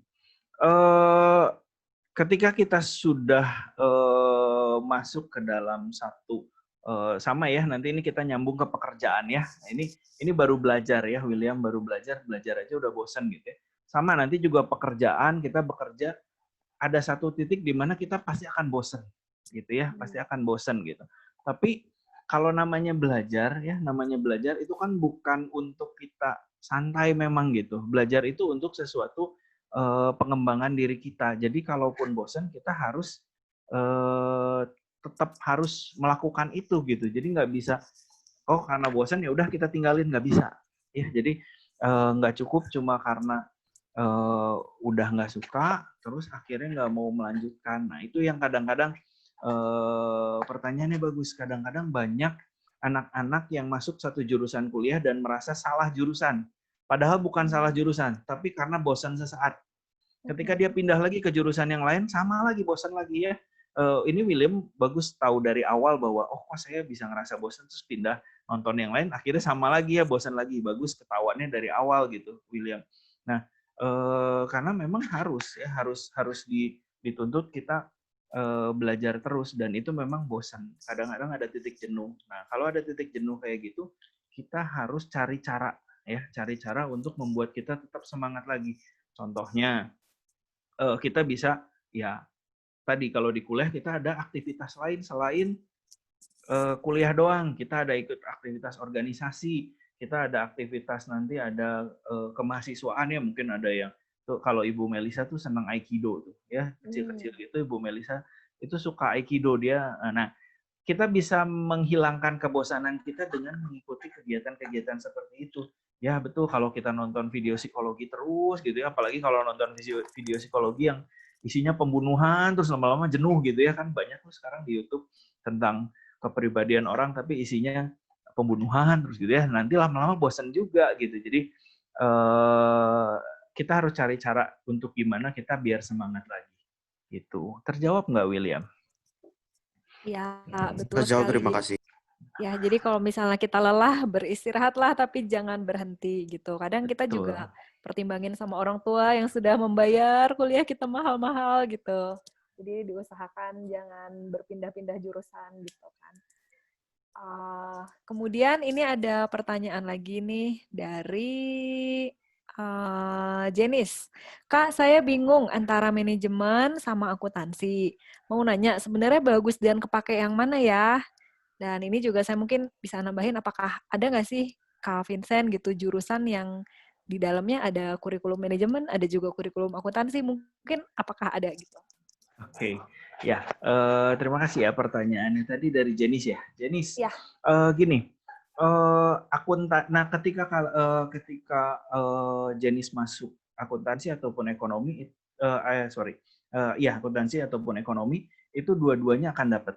Di ekonomi pun akan dapat akuntansi, tapi pendalamannya berbeda. Ya, kalau ekonomi itu akan lebih banyak teori-teori ekonomi, ya. Nah, kalau akuntansi akan lebih banyak ke pembukuan. Dua-duanya akan dapat sama.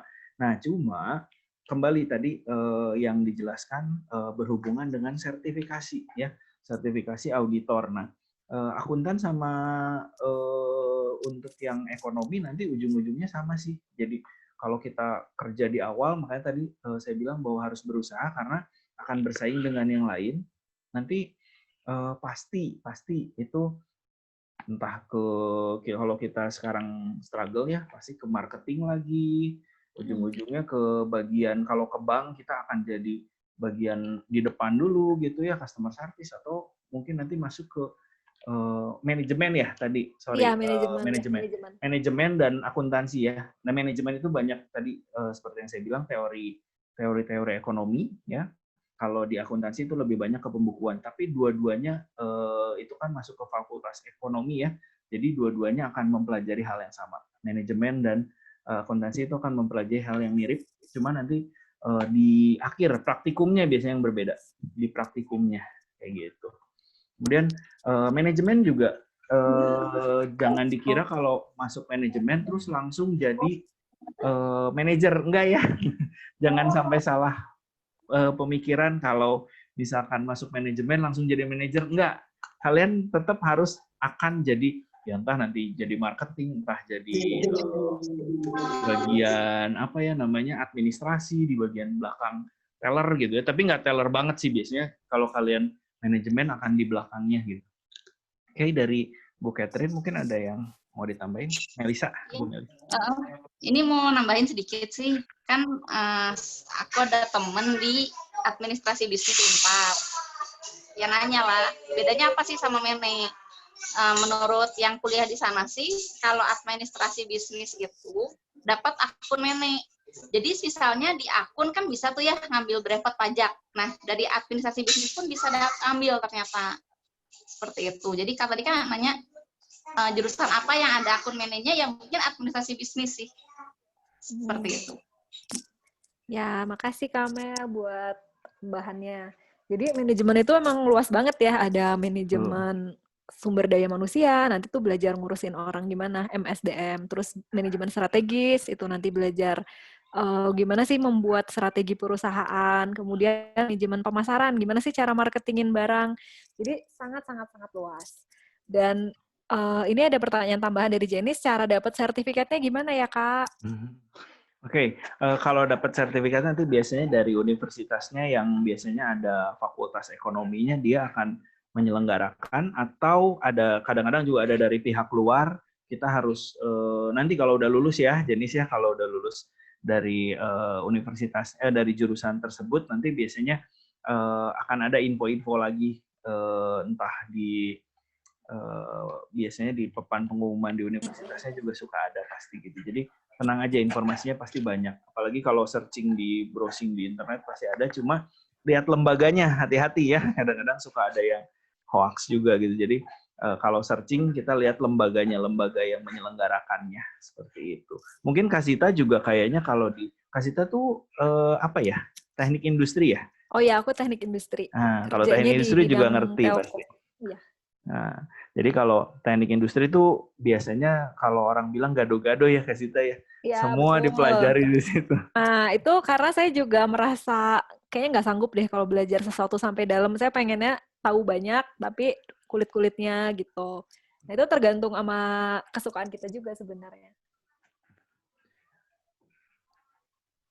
Ya, itu ada pertanyaan dari Natasha ya kayaknya ya Kak ya.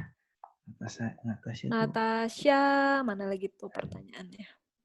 Udah kayaknya ya? Natasha. Itu yang Oh ini. kalau belum dapat sertifikat bisa kerja nggak? Oh, Yang itu ini ya? Oh, ya. iya, Kalau belum betul. dapat sertifikat tetap bisa kerja dulu nggak, Kak? Ya, tentunya pasti bisa ya, nggak mungkin nggak. Jadi gini, Natasha, Jenis, kalau misalkan kalian masuk ekonomi, ya, ekonomi itu luas. Kalau dibilang ekonomi, ya kita berhubungan dengan finansial, dengan sesuatu memproduksi gitu ya. Jadi kalau kalian masuk ekonomi bisa, tapi kalian harus istilahnya harus kreatif, harus yang lagi in saat itu apa ya kalian harus masukin. Jadi jangan terbatas saya sarjana ekonomi, saya mau kerjanya di ekonomi apa di bank doang atau apa. Enggak, jadi kalau ekonomi itu luas, jadi bisa masuk kemana aja sebenarnya. Di setiap perusahaan pasti ada bagian keuangan, pasti ada bagian tadi MSDM ya, manajemen sumber daya manusia kayak gitu. Kalian bisa masukin di situ, tapi nanti dilihat di perusahaannya ada spesifikasinya membutuhkannya karyawan seperti apa, fresh graduate atau apa nanti ada ya. Jadi tenang, pasti ada pekerjaan. Dan kalau kalian berprestasi di universitasnya, otomatis kalian juga pasti akan ada, kalau biasanya kalau udah berprestasi di universitasnya akan ada tawaran-tawaran. Biasanya sebelum lulus pun kalau kalian nilainya bagus, biasanya akan ada yang nelponin kalian bahkan, karena walaupun COVID banyak orang yang kehilangan pekerjaan, tapi banyak juga perusahaan yang mencari orang yang kompeten kayak gitu. Jadi tenang aja, nggak akan sampai kalian jadi pengangguran selama kalian prestasinya bagus kayak gitu ya. Jadi prestasi dulu yang dikejar. Ya, betul. Mungkin saya dari teman-teman ini masih bingung ya, Kak. Jadi kenapa sih kita harus ngambil sertifikasi? Kan kita udah kuliah gitu. Apakah sertifikasi itu penting seperti itu? Oke. Ya, terima kasih Kak Sita. Ini jadi mengingatkan saya ya bahwa nanti itu akan ada yang namanya profesi, ada yang namanya kalian gelar ya. Kalau profesi itu kalian perlu memiliki satu sertifikat tertentu, dan biasanya kalau profesi ada kode etiknya, ada organisasi profesinya gitu ya. Nah, biasanya kalau kalian ngambil satu sertifikat tertentu kayak brevet gitu ya, itu kalian pasti ada organisasinya yang akan mengurus sertifikatnya itu gitu. Jadi beda sama gelar. Profesi itu beda sama gelar ya. Walaupun nanti di dalam gelar kalian akan ada yang misalkan kalau kayak saya psikologi ya, saya adalah psikolog gitu ya, saya profesinya psikolog ya. Tapi ketika saya lulus, saya nggak langsung jadi psikolog ya. Ketika saya lulus S2 itu saya gelarnya adalah S2 psikologi, belum jadi psikolog. Ketika saya ikut ngambil praktek dulu, ngambil sertifikasi psikolog dulu, baru saya bisa jadi punya gelar profesi psikolog gitu. Jadi itu ada sesuatu yang berbeda antara profesi dan gelar biasa gitu ya. Jadi kalau profesi itu biasanya akan ada satu badannya khusus yang untuk memberikan sertifikat seperti itu. Jelas dulu nggak? Takutnya nanti belibet saya ngejelasinnya. Kak Sita, jelas nggak saya? Jadi kita bisa kuliah dulu, nanti seiring dengan perjalanan kita di perusahaan, ternyata butuh sertifikasi ini, sertifikasi itu bisa ya Kak ya? Ya, betul. Atau bisa lulus kuliah langsung ambil juga nggak apa-apa, mumpung lagi ada semangat betul. belajarnya gitu ya. Betul. Jadi biasanya nanti di profesi tertentu membutuhkan gelar apa dulu untuk bisa ngambil si profesi itu gitu. Jadi Tentunya kalian butuh kuliah dulu, lulus S1 dulu atau S2 dulu, baru kalian bisa ngambil profesi itu. Makanya kenapa tadi kok udah lulus kuliah tetap harus sertifikasi lagi, ya karena untuk dapat sertifikat itu kalian perlu ada prasyaratnya. Ya, betul. Dan biasanya itu sebenarnya itu semacam kursus sih. Jadi daripada kuliah lagi, ya orang bisa ngambil ketika butuh ilmu tertentu, ya udah ngambil sertifikasi aja. Dan itu mungkin 1 bulan, 2 bulan, 3 bulan, kayak gitu. Tidak selama lagi kuliah. Oke, teman-teman ada lagi barangkali pertanyaannya yang mau disampaikan. Kita masih punya cukup banyak waktu ya, masih setengah jam lagi. Oke, ini dari Julian ya, ada dari Julian. Oh, masuk PM ya, Kak Vincent ya? Iya, betul. Oh, boleh. Boleh Kalau langsung. dari Julian, ini kalau jadi HRD itu harus D3 atau S2. Kemudian, terus kira-kira sekolah tinggi yang bagus apa ya? HRD itu satu istilahnya jabatan di perusahaan ya. HRD itu Human Resource Development. Human Resource Development itu kalau mau masuk jabatan HRD itu bisa dua macam, antara hukum atau psikologi gitu. Bisa juga masuk nanti kalau dari pengalaman ya itu beda lagi ceritanya. Tapi kalau misalkan dari secara gelar untuk dari jurusannya itu bisa hukum, bisa psikologi ya. Tentunya harus S1. Biasanya nggak bisa D3. Jadi harus S1 untuk masuk HRD itu ya. Jadi HRD itu harus dari jurusan hukum atau psikologi. Seperti itu. Kalau sekolah tinggi yang bagus, bagusnya bagus dalam kategori apa dulu ya, karena setiap universitas punya keunggulan. Jadi kalau itu bisa dicek di universitasnya sendiri gitu. Kalau dibilang bagus atau enggak, kita harus lihat tolak ukurnya apa dulu, kayak gitu. Ya, jadi selama itu universitas yang bonafit, yang mungkin kalian sudah sering dengar, kalian juga bisa tanyakan ke orang tua kayak gitu. Jadi kalau dibilang bagus, ya contohnya kalau di Bandung ya, kalau udah kayak Unpar, Maranatha, ITB itu udah ada istilahnya, udah ada namanya, dan kalian bisa lihat di rankingnya universitasnya. Kalian bisa lihat juga dari situ bagus atau enggaknya, seperti itu. Atau di akreditasinya. Kalian kan bisa lihat biasanya akreditasinya A, B, C, atau gimana. Ya, bisa lihat di situ. Betul. Mungkin saya sedikit menambahkan kenapa psikologi, karena kita juga harus tahu ya orang ini kekuatannya di mana, kemudian bagusnya ditempatin di mana, dan maksudnya dia potensinya atau kemampuannya seperti apa, itu butuh psikologi. Terus kenapa hukum? Karena hukum itu di HR itu tuh banyak banget aturan yang harus kita bikin, kayak misalnya aturan kalau misalnya orang mau cuti hamil itu berapa bulan sih, 3 bulan apa 6 bulan. Nah, itu banyak banget hal-hal yang perlu diatur soal ke human resource-an gitu. Jadi makanya butuh orang hukum juga. Oke, ada barangkali ada pertanyaan lagi, Kak Vincent? Ini dari Julian ada ini nih, ada pertanyaan lanjutan. Kalau jadi psikolog itu kira-kira butuh waktu berapa lama? Gini Julian, kalau untuk kebetulan ini bidang saya, jadi saya ngerti dalam ya. Tapi kalau untuk bidang yang lain mungkin saya nggak bisa ngejelasin sedetail ini. Kalau untuk jadi psikolog, kalau untuk dapat profesi psikolog itu minimal harus S2 ya. Jadi kalau untuk profesi psikolog. Tapi kalau S1 apakah bisa kerja di HRD? Bisa ya.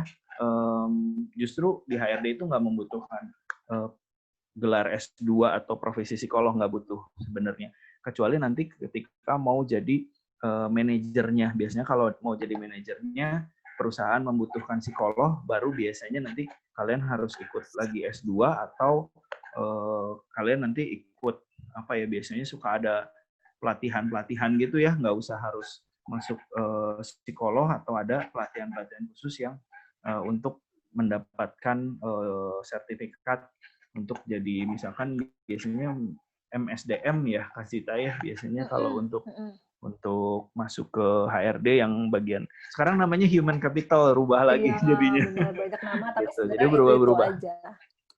Tapi sebenarnya sama ya, HRD sama Human Capital tuh mirip. Jadi kira-kira butuh waktu berapa lama? Kalau untuk jadi S1 psikologinya biasanya sekitar 4 tahun. Kalau sekarang udah bisa cepat 4 tahun. Kalau untuk psikolognya minimal 6 tahun. Minimal ya 6 tahun. Jadi kadang lebih dari itu. seperti itu. Oh, oke. Kayaknya ada masuk pertanyaan lagi dari Rere. Kalau farmasi itu kerjanya apa sih, Kak? Yang Oke. kebayang. Ya, dari Rere, kalau farmasi itu biasanya kita belajar yang berhubungan dengan ini ya, dia kalau farmasi itu udah langsung untuk kalau farmasi itu udah pasti obat ya. Bahan-bahan tertentu yang mengandung zat apa untuk jadi bikin obat untuk menyembuhkan apa kayak gitu. Jadi kerjanya di mana udah pasti kerjanya di perusahaan obat ya, mungkin kayak Kalbe, Sanbe seperti itu, atau di rumah sakit juga bisa kadang-kadang, atau kalian buka usaha. Biasanya kalau orang udah masuk farmasi pemikirannya adalah bikin toko obat sendiri biasanya seperti itu. Tapi tenang, nggak harus bikin toko obat ya. Kalian bisa kerja di rumah sakit, kalian bisa kerja di bagian apa namanya di riset obat juga bisa. Kalau kalian masuk ke perusahaan seperti Kalbe, Sanbe seperti itu. Ya, betul. Jadi mostly berhubungan sama obat, meracik-racik obat. Kemudian kayak perusahaan Sanbe, Kalbe itu juga udah merambah ke farmasi, ke kosmetik. Betul. Nah, kayak Kimia Farma dia selain bikin obat, juga bikin kosmetik juga karena basicnya sama. Udah kejawab belum ya, Rere, kira-kira?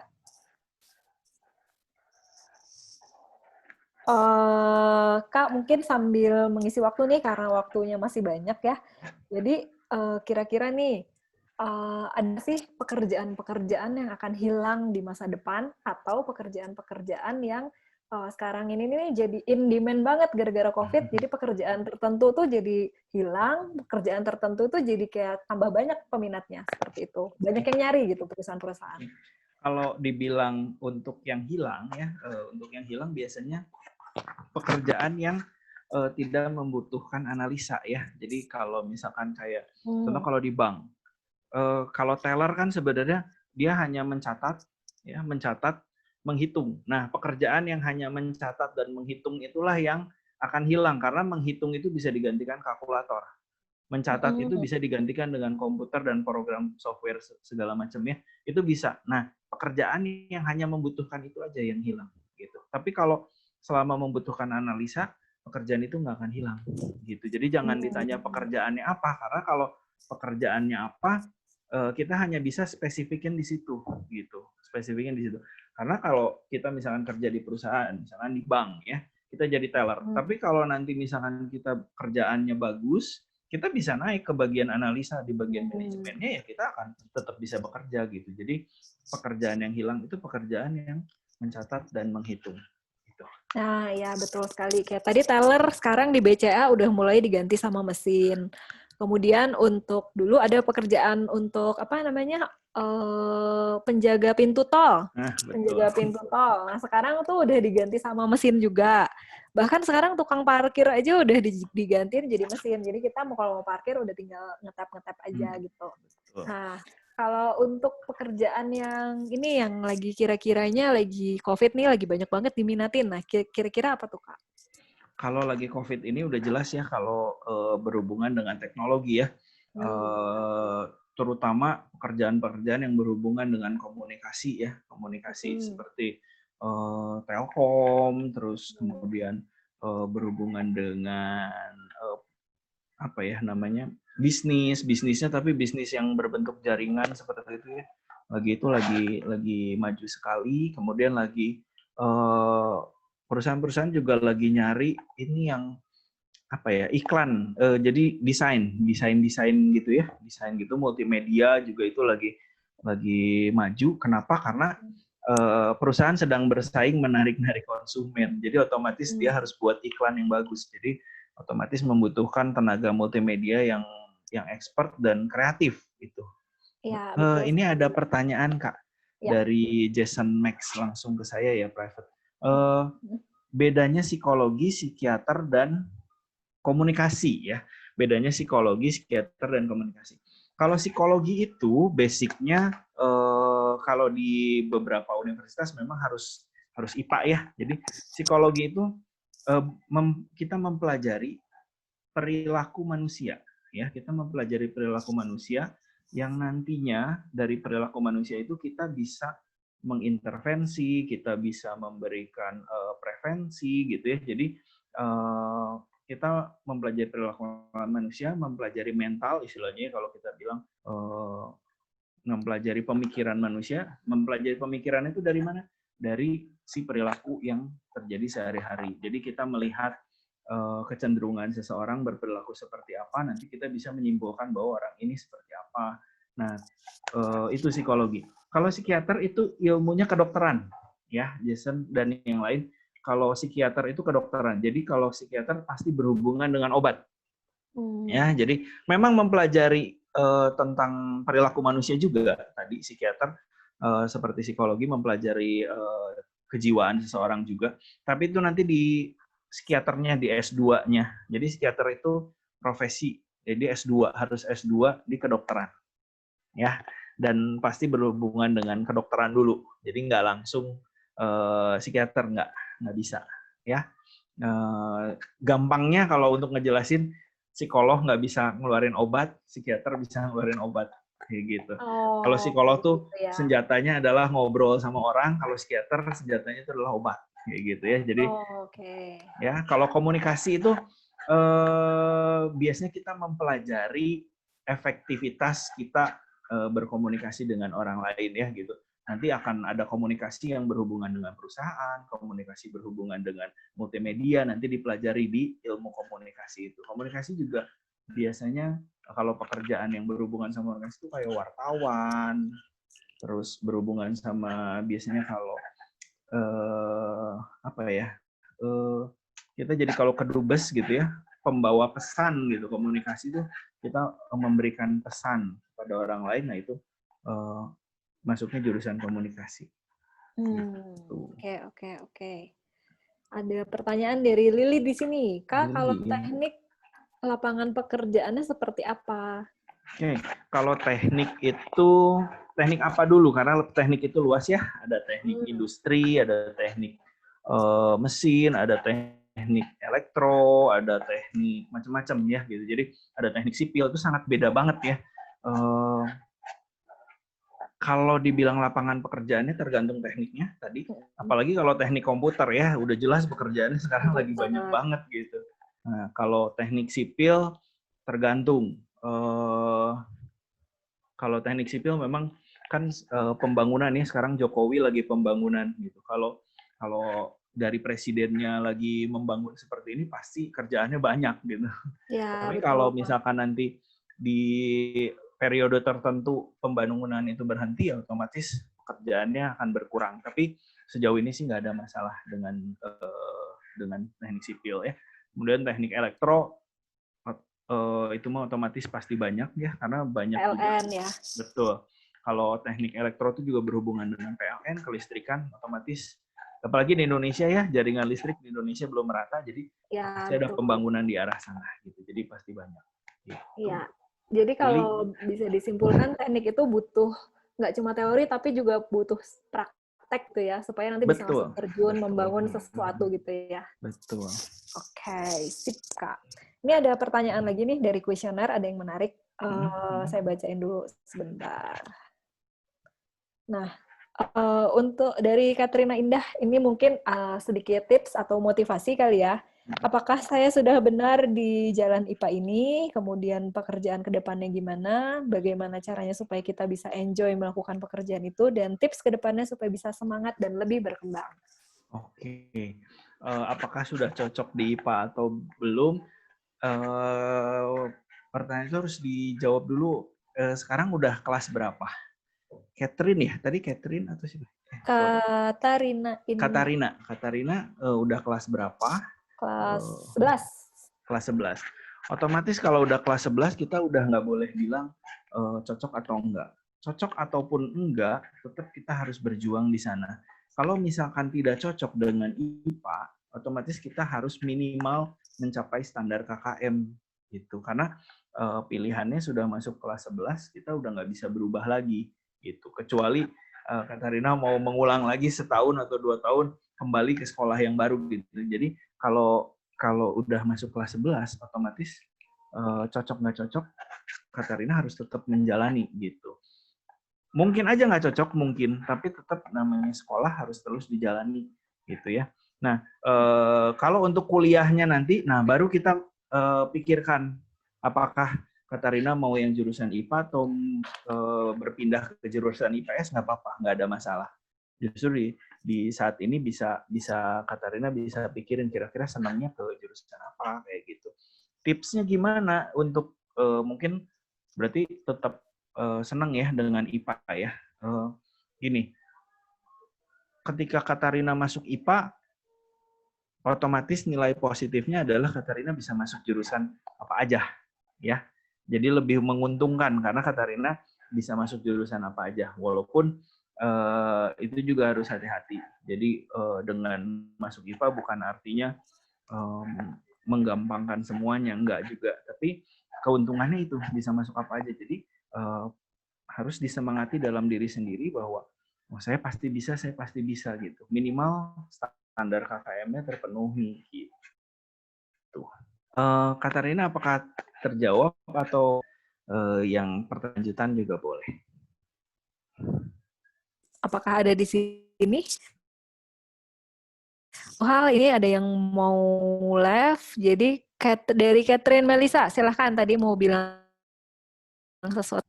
Ada yang mau share terakhir dari Catherine Melisa, silahkan. Ya, ini ya sorry nggak sampai beres, cuman ngingetin aja ya buat yang struggle sama jurusan. Yang pertama sih jangan dibawa stres, karena kalau makin stres makin nggak ketemu gitu ya minat bakat. Yang kedua, jangan lupa buat mengupgrade diri. Jadi apapun jurusan yang kita pilih nanti, apapun pekerjaannya, yang tadi namanya soft skill itu pasti akan kepake di semua jurusan gitu. Jadi kalau belum ketemu minat bakatnya apa, ya jangan bosan buat segala macam, itu pasti kepake gitu. Jadi jangan terlalu khawatir ya. Semoga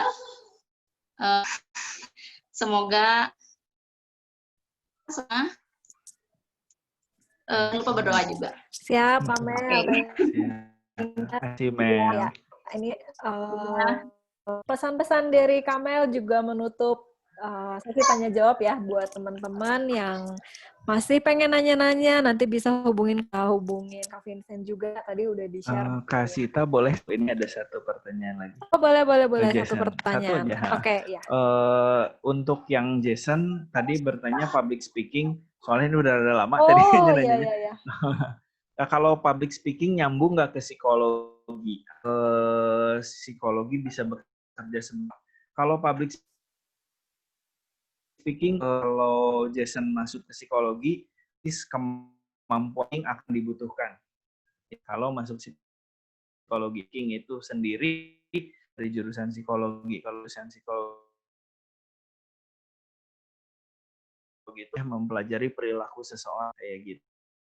Psikologi bisa bekerja sebagai apa?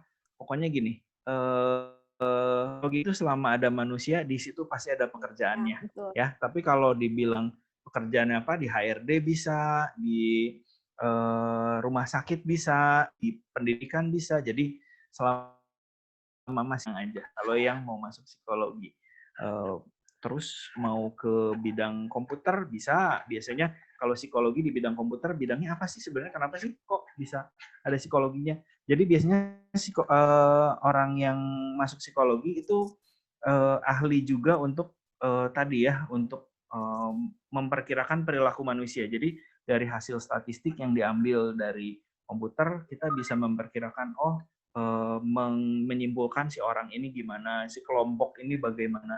Itu biasanya dipakai buat, paling banyak tuh dipakai buat kayak marketing ya, sama kalau di pilkada, nah itu biasanya kita mempelajari tingkah laku kelompok, nanti kita bisa menjuruskan kemana. Nah itu dari psikologi, kira-kira seperti itu. Oke, sip. Terima kasih banyak Kak Vincent. Iya. Nanti materinya kita boleh minta ya Kak ya? Boleh. Nanti akan di-share juga oleh Kak Vincent. Juga nanti rekamannya akan kita masukin ke YouTube supaya teman-teman yang berhalangan hadir hari ini bisa lihat. Nah, sesuai dengan janji kita, hari ini kita akan bagi-bagi 3 hadiah buat 3 penanya terbaik. saya meminta tolong dari Kak Raka, Kak Vincent, juga Kak Astrid untuk memilih kira-kira siapakah 3 orang beruntung yang akan mendapatkan hadiah hari ini. Dari Kak Raka dulu mungkin, mau siapa yang dipilih? Saya dulu ya. Oke.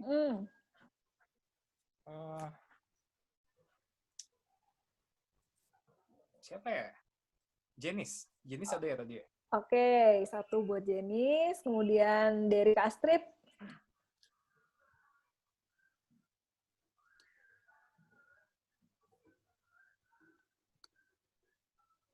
Kelly Mai. Oke, buat Kelly, 1 lagi dari Kak Vincent buat? Sebentar, saya lihat dulu ya. Siapa ya tadi? Agak lupa.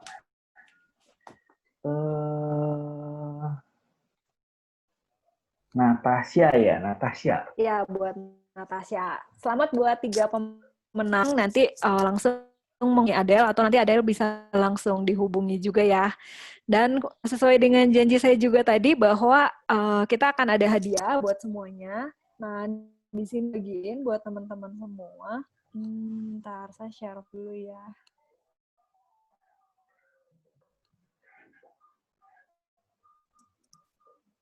Nah, ini saya lagi share buat teman-teman semua di chatnya Zoom. Itu adalah buku tentang karir handbook. Jadi di sini kalian bisa mempelajari karir-karir, terus yang ada di dunia ini apa aja, terus skills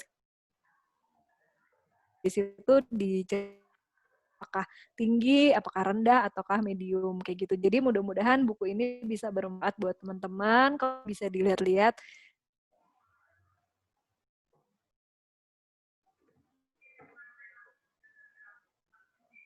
kita jadi apa, seperti itu. Kita sampai di penghujung aja kata-kata semua.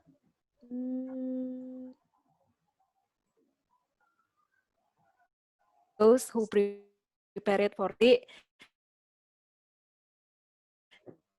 juga explore sana-sini untuk menentukan kira mau masuk ke jalan yang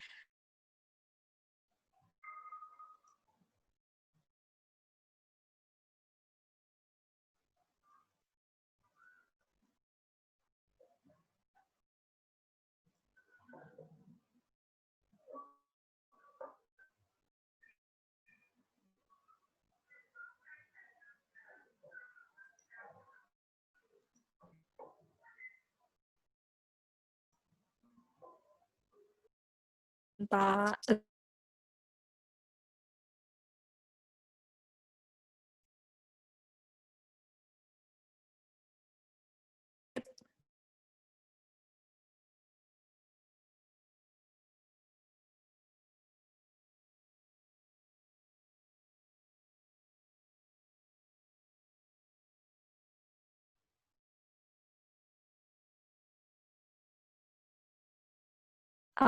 halo,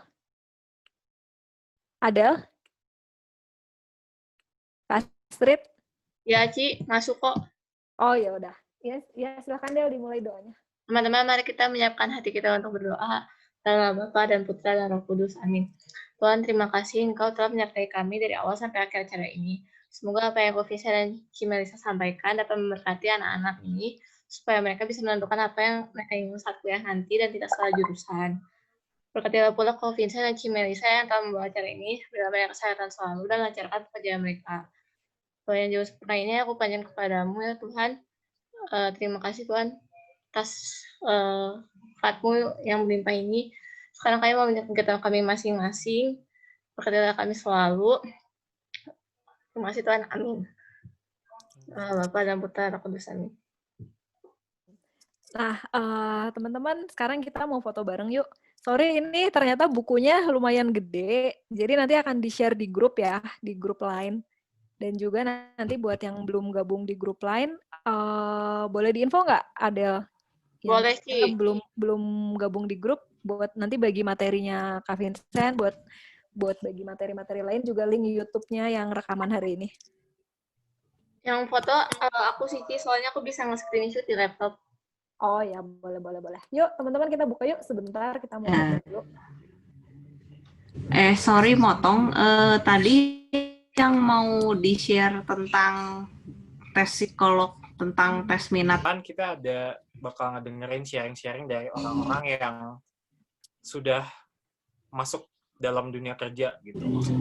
Kita tahu bisa sharing-sharing, dengar sharing mereka tentang dunia kerja itu kayak gimana sih, terus misalkan nanti skill-skill yang benar-benar kepake dalam dunia kerja kayak gimana sih, kayak gitu. Sama mau ngumumin aja, teman-teman yang belum ikutan Bina Larensius, welcome banget untuk ikut Bina Remaja Larensius. Nah, acaranya tiap minggu, biasanya jam 3 sore. Kalau mau ikut langsung aja ikut, nanti bisa kontak Adel atau panitia yang ada di sini. Terima kasih. Terima kasih. Demikian acara hari ini. Mohon maaf atas segala kekurangannya dan